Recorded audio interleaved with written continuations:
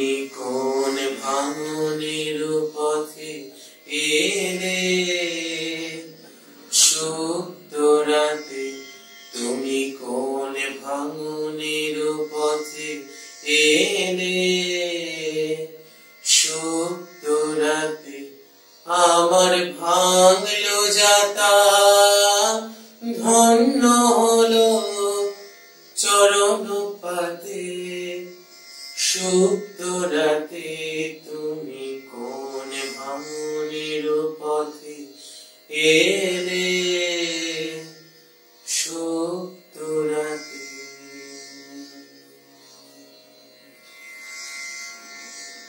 এদিক ওদিক দুদিক রেখে খেয়েছিল দুধের বাটি। সংসারে আদর্শ ধর্মাচরণের ক্ষেত্রে এমনটা চলতে পারে, কিন্তু পরিব্রাজকের ক্ষেত্রে এই নিয়ম খাটে না। সে যে সকল নিয়ে বসে থাকে সর্বনাশের আশায়। কেশব সেনের সংসার ও ধর্ম এই দুইকে মেলানোর চেষ্টা সম্পর্কে তাই শ্রীরামকৃষ্ণের উক্তি, কেশব সেন উপাসনা করেছিল বলে, হে ঈশ্বর, তোমার ভক্তি নদীতে যেন ডুবে যায়। সব হয়ে গেলে কেশবকে বললুম, ওগো তুমি ভক্তিতে ডুবে যাবে কি করে? ডুবে গেলে চিকের ভিতর যারা আছে তাদের কি হবে? তবে এক কর্ম করো, মাঝে মাঝে ডুব দিও, আর একবার আড়ায় উঠো। জীবনের দুঃখ যন্ত্রণাগুলোয় আমরা প্রতি মুহূর্তেই ভীত। ভাবি আমার জীবনে যেন দুঃখ না আসে, আমার জীবনে যেন মৃত্যুর ভয় না আসে, আমার জীবনে যেন কঠিন রোগ না আসে। তাই দুঃখ নিয়ে প্রতি মুহূর্তেই আমাদের বিহ্বলতা। দুঃখকে আমরা ভয় পাই, দুঃখকে আমরা গ্রহণ করি না। তাই জীবন আমাদের কাছে কঠিন থেকে কঠিনতর হয়ে ওঠে। আত্ম উপলব্ধি বা ঈশ্বর উপলব্ধির ক্ষেত্রেও এই আঘাত, এই যন্ত্রণা বড়ই জরুরি, বড়ই প্রয়োজন। এই যন্ত্রণা আমাদেরকে উত্তরণের পথে চালিত করে। আজকে ঠাকুর শ্রীরামকৃষ্ণ এবং স্বামী বিবেকানন্দের কথা আলোচনা করে আমরা সেই কথাই বোঝার চেষ্টা করব যে তিনি ভাঙনের পথে আসেন। তুমি কোন ভাঙনের পথে আসো তা একমাত্র তুমি জানো। এ তো গেল কেশবের কথা, কিন্তু নরেন্দ্র কি কেশবের মতন হবে? শ্রীরামকৃষ্ণ জানেন তার নরেন, এর মধ্যে এমন এক আগুন জ্বলছে যাতে পড়লে কাঁচা কলা গাছ পর্যন্ত পুড়ে ছাই হয়ে যায়। সেই নরেন্দ্র সংসারে আপোষের পথে যাবে। শিবনাথের মতো সেও ভাববে বেশি ঈশ্বর চিন্তা করলে মানুষ বেহেট হয়ে যায়। নরেন্দ্রও বলবে ডুব দেব না, পাড়ে বসে মুখ বাড়িয়ে রস খাবো। শ্রীরামকৃষ্ণ বললেন, আমি নরেন্দ্রকে বলেছিলাম, ঈশ্বর রসের সমুদ্র, তুই এই সমুদ্রে ডুব দিবি কিনা বল। আচ্ছা মনে কর খুলিতে এক খুলি রস রয়েছে আর তুই মাছি হয়েছিস, কোথায় বসে রস খাবি বল? নরেন্দ্র বললে, আমি খুলির আড়ায় বসে মুখ বাড়িয়ে রস খাবো, কেননা বেশি দূর গেলে ডুবে যাব।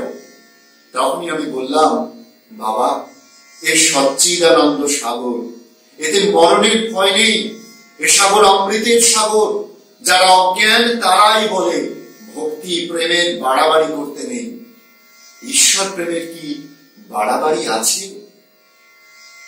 যখনই দেখেছেন নরেন্দ্রনাথের চিন্তা বা ভাবনার সামান্যতম দুর্বলতা, কঠোর থেকে কঠোর হয়েছেন শ্রীরামকৃষ্ণ।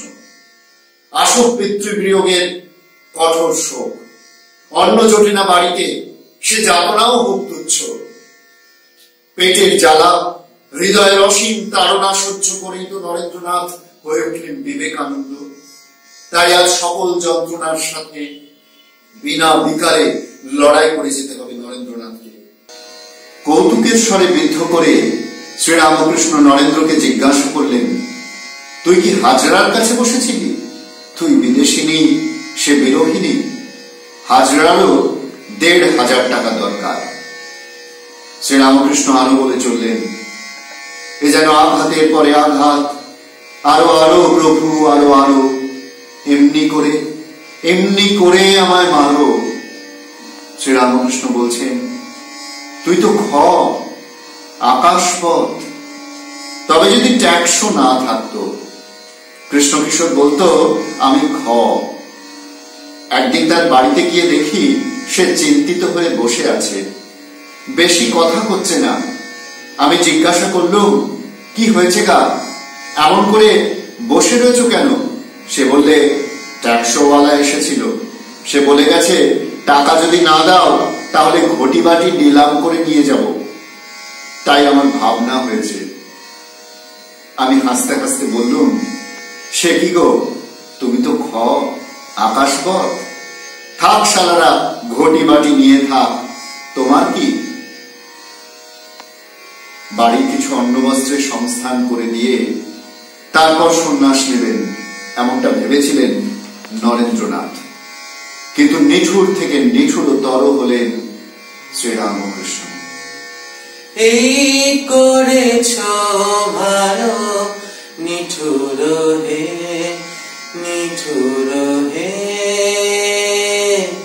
এই করেছ ভালো, এই করেছ ভালো নিঠুর হে, নিঠুর হে, এই করেছ ভালো। এমনি করে হৃদয় মোর তীব্র দহন জালো, নিঠুর হে, নিঠুর হে, এই করেছ ভালো। শ্রীরামকৃষ্ণ বললেন, তীব্র বৈরাগ্য হলে ওসব হিসেব থাকে না। বাড়ির সব বন্দোবস্ত করে দেব, তবে সাধনা করব, তীব্র বৈরাগ্য হলে এরূপ মনে হয় না। গোসাই লেকচার দিয়েছিল, তাহলে ১০,০০০ টাকা হলে ওই থেকে খাওয়া দাওয়া এইসব হয়, তখন নিশ্চিন্ত হয়ে ঈশ্বরকে বেশ ডাকা যেতে পারে। আঘাত সে যে পরশ তব, সেই তো পুরস্কার। তুমি কোন ভাঙনের পথে, কোন যন্ত্রণার পথে যে আমার হৃদয় মাঝে এসে অবস্থান করবে, সে শুধু তুমিই জানো।